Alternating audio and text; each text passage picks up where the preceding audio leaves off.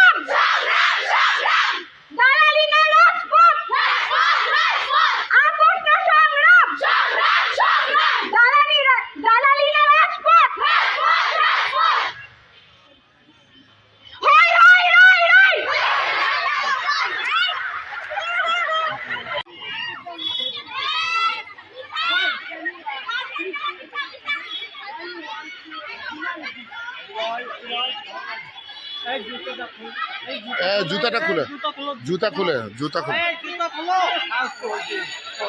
না না, তারপরে জুতা খুলে ঢুক।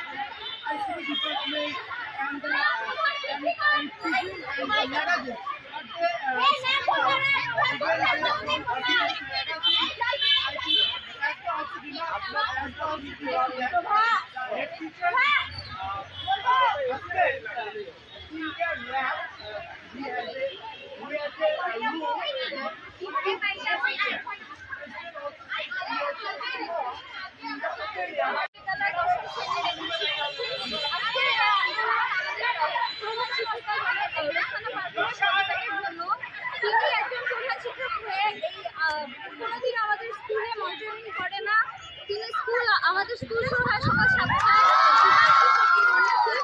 উনি আসে দুপুর 12টায়, আসে কিছুক্ষণ আমাদের স্কুলের মধ্যে ঘোরাফেরা করে।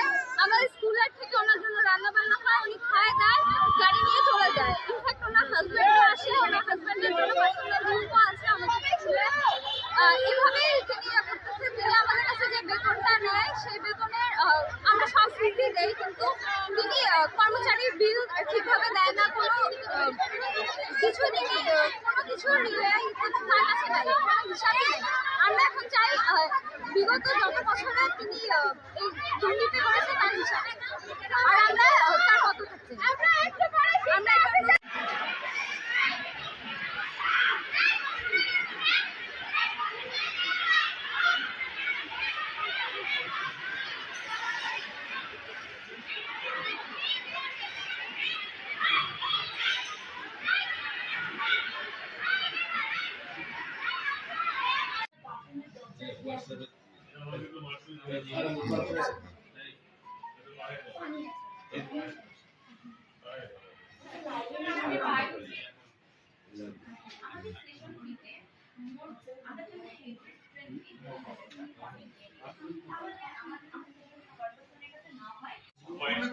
পয়েন্ট এখান থেকে চলো, যেটা বলা হলো গ্রিন পার্ক বা এই যে স্কাউট গার্লস পার্ক বা এই যে কম্পিউটার ল্যাব পার্ক বা তার হাজবেন্ডস কম্পিউটার অ্যাসিস্ট্যান্ট বা যেগুলো বলা হলো, আরো অনেক।